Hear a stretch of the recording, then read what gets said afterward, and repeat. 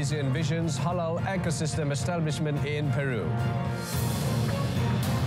And education crisis looms for entire generation in Gaza.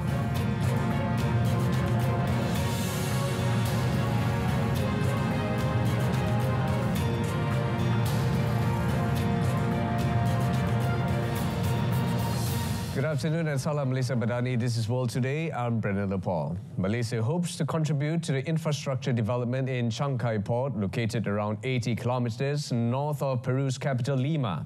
Noting the importance of the newly developed port, Prime Minister Datuk Seri Anwar Ibrahim said Malaysia also envisions the establishment of a halal ecosystem in Peru, positioning the country as a gateway for Malaysian products into Latin America by leveraging Chancay Port's infrastructure.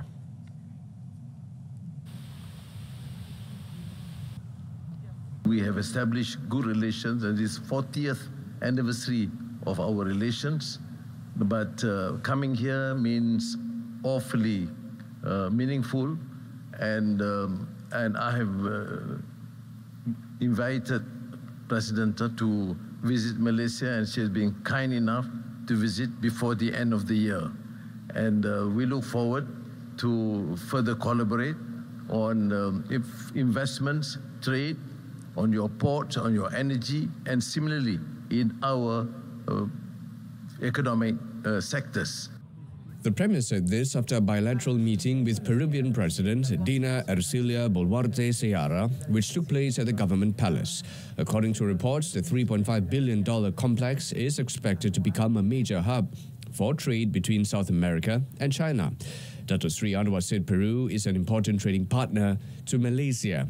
Total trade between Malaysia and Peru from January to July stood at 1.16 billion ringgit, an increase of 36.3% from 847.7 billion ringgit over the same period last year. Earlier, both Datuk Seri Anwar and Dina Ercilia witnessed the exchange of 3 memorandums of understanding MOUs, one of which was between the Halal Development Corporation and the Peruvian Promotion Commission for Export and Tourism. The second MOU was on agriculture cooperation between the Malaysian Agricultural Research and Development Institute and the National Institute of Agricultural Innovation. The third MOU was between Taylor's University and the Tourism Training Center of Peru on cooperation in gastronomy. Datuk Seri Anwar said the MOUs reflect the commitment between various levels of stakeholders to strengthen cooperation between Malaysia and Peru. He expressed confidence that once finalized, the MOUs will facilitate greater engagements between both countries. The Prime Minister also stressed the importance of strengthening ties with the Global South, highlighting the vast untapped potential and emerging opportunities in the region. Datuk Seri Anwar said historically the focus has been on a narrow set of partners, but the changing global dynamics presents a compelling case for broadening the horizons and diversifying alliances. We must explore. You know, it's very important to change course a bit, to work on the collaboration with the Global South, on making use of huge, enormous new potentials, new fields, which is also important. Because in the past, we have only relied to certain countries. Speaking during the roundtable meeting with captains of industry from Malaysia and Peru, he said both nations share the same perspective and they need to remain open and neutral. He noted that both countries share several major concerns, as they are multiracial and are working to bring about change and transitions within their respective nations. He added, alignment of some of the policies between Malaysia and Peru are encouraged, as both countries are members of the Comprehensive and Progressive Agreement for Trans-Pacific Partnership. Prime Minister Datuk Seri Anwar Ibrahim said that he is deeply honoured to be conferred the prestigious Order of the Sun of Peru, El Sol del Peru. He said he accepted the distinction on behalf of all Malaysians and will cherish it as a symbol of the enduring friendship between the two nations. Firstly, I'm deeply honoured to be conferred the prestigious Order of the Sun of Peru. I understand that this distinguished award was established soon after Peru declared its independence from Spain in 1821, making it the oldest civilian honor in the Americas. The Prime Minister also said Malaysia sees immense potential in strengthening cooperation in areas such as trade, investment, and promoting the interests of the Global South. He hopes that this would mark a new beginning in the relationship between both countries, as there is much that can be achieved together. The investiture of the award by Peruvian President Dina Ercilia Boluarte Sierra took place at the Government Palace. The order, El Sol del Peru, or the Sun of Peru, is awarded to sovereigns, heads of state, heads of government, ministers of foreign affairs, ministers of state, accredited foreign ambassadors, or presidents of public authorities. In other developments, an entire generation of Palestinians in the Gaza Strip would be denied the right to education if the United Nations Palestinian Relief Agency, or UNRWA, collapses in the enclave under new Israeli legislation. Israel's parliament passed a law last month that will ban UNRWA from operating when it takes effect in late January.UNRWA Commissioner General Filipe Lazzarini said its implementation will have catastrophic consequences. He stressed that dismantling UNRWA will collapse the United Nations humanitarian response, which relies heavily on the agency's infrastructure.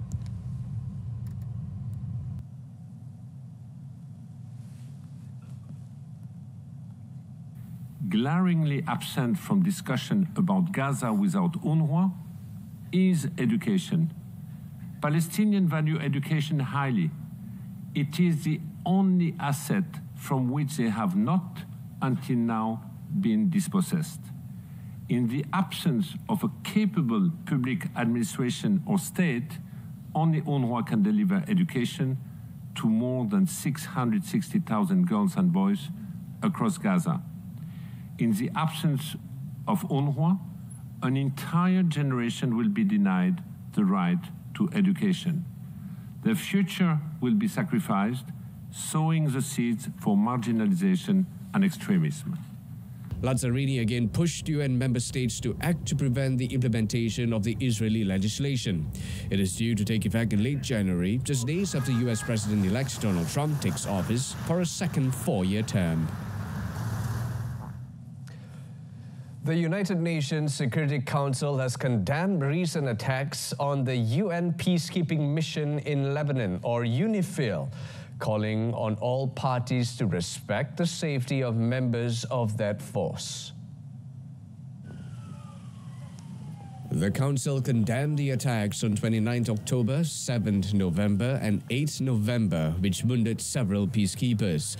The Council urged all parties to take all measures to respect the safety and security of UNIFIL personnel and premises. On 29 October, a rocket hit the UNIFIL headquarters in southern Lebanon, injuring 8 Austrian soldiers.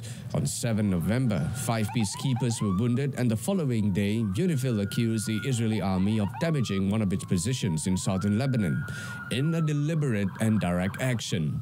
The Security Council reiterated that peacekeepers must never be the target of an attack and offered its full support to UNIFIL. The Council members also expressed their deep concern for civilian casualties and sufferings in the conflict in general, as well as the destruction of civilian infrastructure and damage to cultural heritage sites in Lebanon.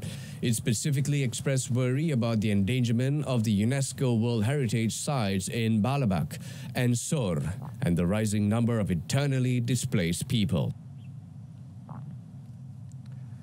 Russia has escalated its attacks on Kyiv, launching waves of drones and missiles in its first combined aerial assault on the capital in more than 70 days. Ukraine's Air Force said its units had downed 4 missiles and 37 drones launched by Russia over 8 regions of Ukraine overnight and into yesterday morning. Kyiv officials said 1 man was wounded by falling debris from a downed drone in the suburb of Brovary, while emergency services distributed images of firefighters battling flames at one impact site. The regional head said a separate drone attack in the southern region of Kherson killed a 52-year-old woman. In response to the attacks, President Volodymyr Zelensky said it is important that Ukrainian forces have the means to defend the country from Russian forces. Ukraine has for months been appealing to its Western allies to provide more air defense systems to fend off Russian attacks on cities and critical infrastructure. The large-scale bombardment comes at a critical moment on the battlefield. Russian forces are advancing in the east and concerns are growing over future aid for Ukraine after Donald Trump's victory in U.S. presidential elections. Polish and American officials have opened a U.S. missile base in northern Poland, originally intended to defend the West against threats from West Asia, but now aimed at confronting Russia. The Retsakovo base, 230 kilometers from the Russian border, has been operational since July but was officially inaugurated yesterday. Polish Defense Minister Władysław Kosiniak-Kamysz described it as of historical importance for the security of Poland, the United States and NATO. NATO Chief Mark Rutte, meanwhile, said the base significantly enhances the ability to defend against the growing threat of ballistic missiles from outside the Euro-Atlantic area. Despite NATO stating that the Retsakovo facility is purely defensive, Moscow has frequently labeled it as a threat. Kremlin spokesman Dmitry Peskov said the new base constitutes an advance of U.S. military infrastructure in Europe towards Russian borders. First announced in 2009, the project was plagued by delays, and Russia has since emerged as the main security concern for the military alliance's eastern flank. The base is part of a broader NATO missile shield dubbed Aegis Ashore, which includes a system of radars that could intercept short and medium-range ballistic missiles. Authorities in war-wrecked Sudan have authorized the delivery of UN humanitarian aid via the key border crossing of Adri between Chad and the Darfur region for 3 more months. UN Secretary-General Antonio Guterres and Sudanese Army General Abdel Fattah al-Burhan had discussed the matter on the sidelines of the COP29 climate summit taking place in Azerbaijan. Sudan has since April last year been gripped by a deadly conflict between the army, led by Abdel Fattah al-Burhan, and the Rapid Support Forces, led by his one-time ally and deputy, Mohammed Hamdan Daglo. Fighting has flared in recent weeks in a conflict that has already left tens of thousands of people dead and forced more than 11 million people from their homes. Sudan is also enduring a catastrophic humanitarian crisis with about 26 million people facing severe food insecurity and famine, declared in the Zamzam camp for the displaced in Darfur. Sudanese authorities first authorized the opening of the Adri border crossing in mid-August for a period of 3 months.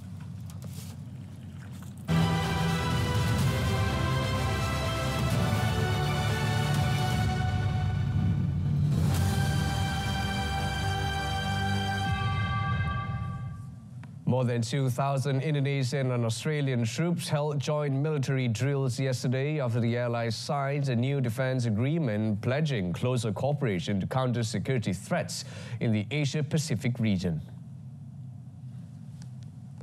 The two countries have sought to boost security ties in the face of increased flashpoints in the region, including the South China Sea, where several states claim sovereignty over disputed islands and waterways. The 4-day exercise, named Keris Woomera on Indonesia's main island, Java, includes air, land, sea, and cyber drills in what Australia's Defence Minister Richard Marles called the biggest exercise that Australia will conduct outside of its nation this year. Both forces carried out an amphibious landing at a beach in eastern Java. Tanks, ships, fighter jets, landing craft, assault helicopters, and around 2,000 military personnel were also involved in a live-fire exercise. Indonesian President Prabowo Subianto called the new security agreement signed in August a historic milestone for ties between the two nations. It includes provisions for joint drills and deployments to each country. Prabowo has pledged to be bolder on the world stage and in August visited Canberra for talks with Australian Prime Minister Anthony Albanese. The World Bank has approved a loan of $750 million to boost the digital transformation in the Philippines.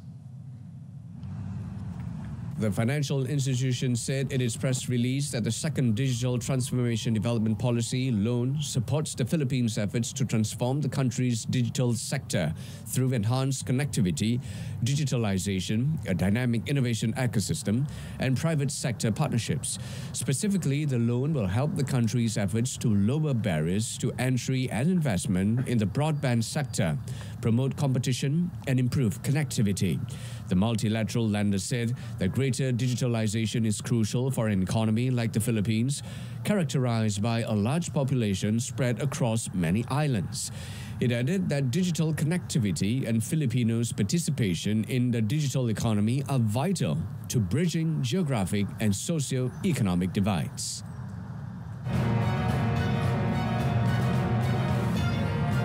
Coming up next, Joe Biden and Donald Trump promise smooth power transfer. Stay with us.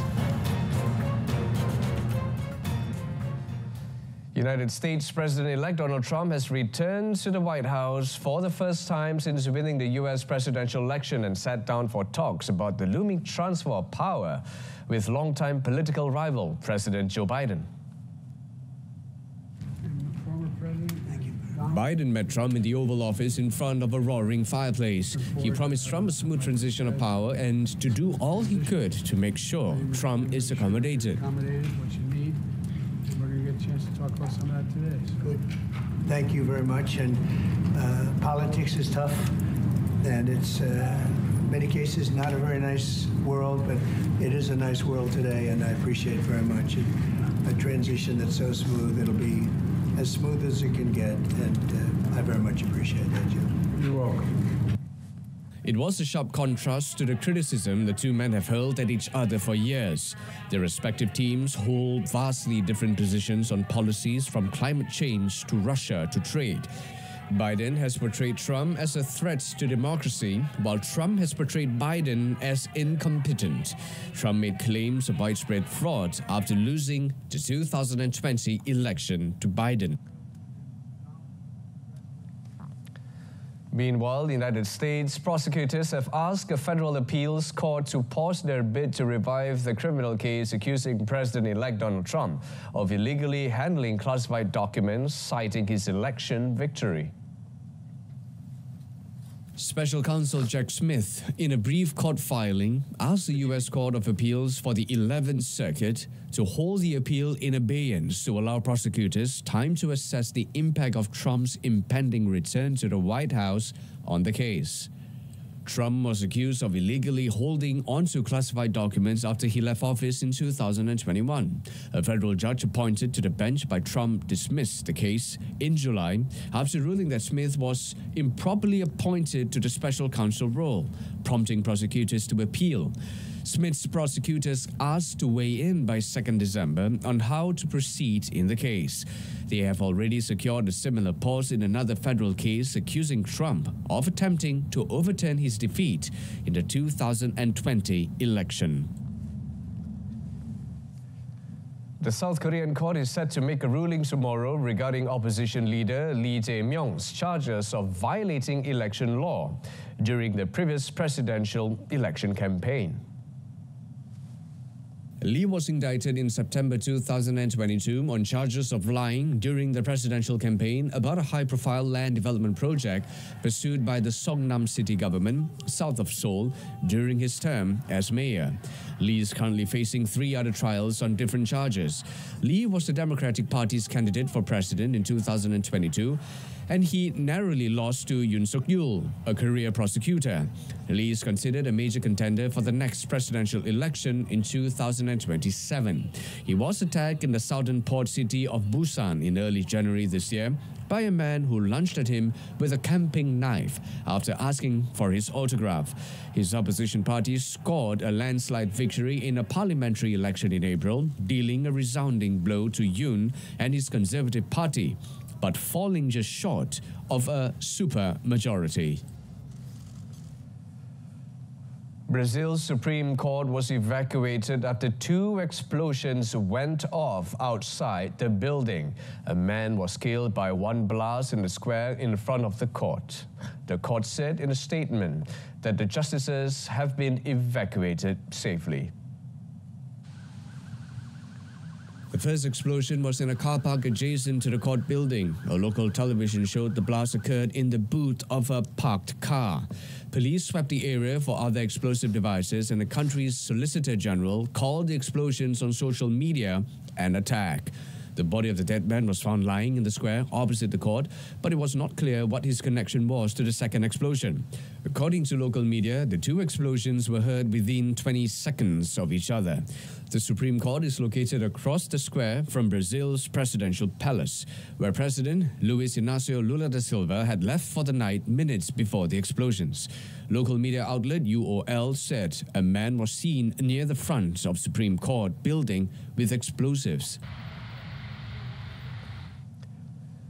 And moving on to aviation, Spain's Iberia has unveiled the first A321XLR jet after receiving it from Airbus, which is stepping up a battle with Boeing in the middle of the jet market. The industry's largest single-aisle passenger jet, which took 5 years to develop and targets a market previously served by Boeing's out-of-production 757 or larger wide bodies, was handed over on 29th of October and arrived in Madrid on 30th October. The delivery highlights a drive by Airbus and Boeing to extend the performance of the industry's best-selling single-aisle jets, seating 182 passengers in a two-class layout with lie-flat business-class seats with direct aisle access. Launched in 2019 to steal a march on Boeing's plans to the time to build a new jet in the middle of the market, the A321XLR targets a gap left by the out-of-production Boeing 757, where the A321 family outsells the largest versions of the 737 MAX. The industry's largest single-aisle jet features a novel type of fuel tank molded into the contours of the fuselage to eke out more space for fuel and deepen its transatlantic range.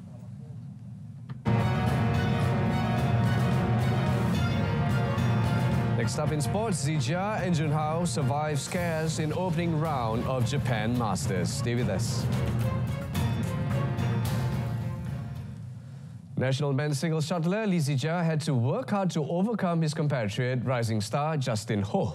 21-16, 12-21, 21-17 to advance to the second round of the 2024 Japan Masters. Zijia, the 2024 Paris Olympic bronze medalist, had no problems winning the first game at the Kumamoto Prefectural Gymnasium, but hit the buffers in the next game before regaining his momentum to take the decider. The fifth-seeded Zijia will face Taiwan's Su Li-yang in the second round.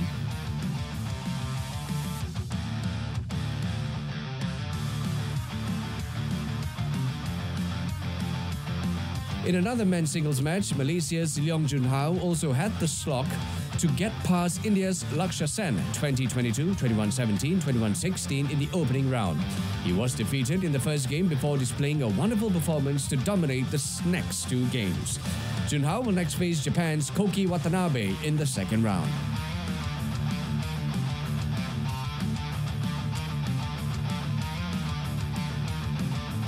Meanwhile, newly crowned Korea Masters 2024 men's doubles champions Aaron Chia and Soho Yik also got off their Kumamoto Masters Japan campaign to a bright start as they checked into the second round. The fourth seeds had to dig deep before prevailing 15-21, 21-17, 21-19 in 52 minutes against Daniel Lundgaard and Mats Vestergaard from Denmark during the Super 500 tournament. Aaron Wuyik will next face Taiwanese duo Chiu Xiang-Chie and Wang Qilin. Harimau Malaya head coach Pau Marti Vicente is hoping that his Chargers can make up for the disappointment of losing 4-0 at the hands of New Zealand last month with an impressive victory when they meet Laos in Thailand later today. The Spanish coach said that apart from winning, he hopes that his players, especially the new faces who have been called up to the national squad this time, can play with the style of play. We want to have a good result and a good win against Laos, but I think it's better we have to focus on ourselves, how we can perform our best, and also good opportunity for players. Of course, when you win, you feel much better, but at the same time, I think in football, you need to also try to play on your football, your style. Hanba Malaya has an impressive track record against Laos, having won all 8 previous meetings. After today's match against Laos, Malaysia will fly off to India for their second Tier 1 friendly match, scheduled on Monday. Harry Kane expressed his disappointment over the high number of withdrawals from the England squad this week, insisting the national team must come first. The Euro 2024 runners-up head to Greece for a must-win Nations League match before a Wembley meeting with Ireland on Sunday. Interim boss Lee Carsley's final campaign before the arrival of Thomas Tuchel as the new manager has been hit by an eye-watering 8 pullouts. The situation has frustrated Kane, who will lead the side out at the Olympic Stadium in Athens. Knowing key players are absent for a match they must win to stand a chance of automatic promotion. The Bayern Munich forward said it was a shame that so many players had withdrawn. He noted that he does not like the situation, adding that England should come before anything, including any club situation. 8 players withdrew from Carsley's initial 26-man squad for the Nations League doubleheader, including Declan Rice, Phil Foden, Bukayo Saka and Cole Palmer. Carsley, meanwhile, insisted he was simply focusing on the players available to him. He said with the amount of players that are pulled out, it gives other players the opportunity to participate in the game. He stressed that it is important that the squad makes the most of the situation. Yeah, it might me too. Moving on to tennis, Spain's Carlos Alcaraz has made light of feeling under the weather as he dispatched Russia's Andrei Rublev in impressive fashion to revive his ATP Finals hopes. The Spanish 4-times Grand Slam champion has been suffering with respiratory issues in Turin and wore pink nasal tape against Rublev, but enjoyed a resounding 6-3, 7-6 victory. Third seed Alcaraz, bidding to win the title for the first time, looked sharper than during his opening group match, which ended in a straight sets defeat by Norway's Casper Ruud. After sharing the opening 6 games, Alcaraz broke Rublev's serve with a scorching forehand winner and reeled off 5 successive games to seize control of the match. World number 8 Rublev, who also lost his opening match to Alexander Zverev, managed to stay with Alcaraz in the second set and could have earned a couple of break points at 2-all had he not missed a routine ball after chasing a drop shot. A high-octane conclusion to the match saw Alcaraz fan off 2 set points in a tiebreaker before sealing victory. Rublev has now lost 6 successive matches at the ATP Finals in straight sets since reaching the semi-finals in 2022. Meanwhile, Casper Ruud missed an early chance to reach the semi-finals after losing a straight sets to Alexander Zverev. Zverev put on a punishing display to prevail in straight sets, 7-6, 6-3, in his second win from as many matches. Zverev took charge of the match in a tiebreak at the end of the first set, which before then had gone entirely with serve, and the pair exchanged blows until the German broke in Game 8 of the second set and then served to Löw to win the match. Zverev can eliminate Alcaraz in his final match of the group stage when Ruud takes on Rublev. And that's it from us in our top story. Malaysia envisions halal ecosystem establishment in Peru. Tune in to Malaysia Tonight, coming up at 8:30 p.m. on TV1 and Saluran Berita RTM. Till then, I'm Brennan Lepol. From the river to the sea, Palestine will be free. Thank you for watching. Take care.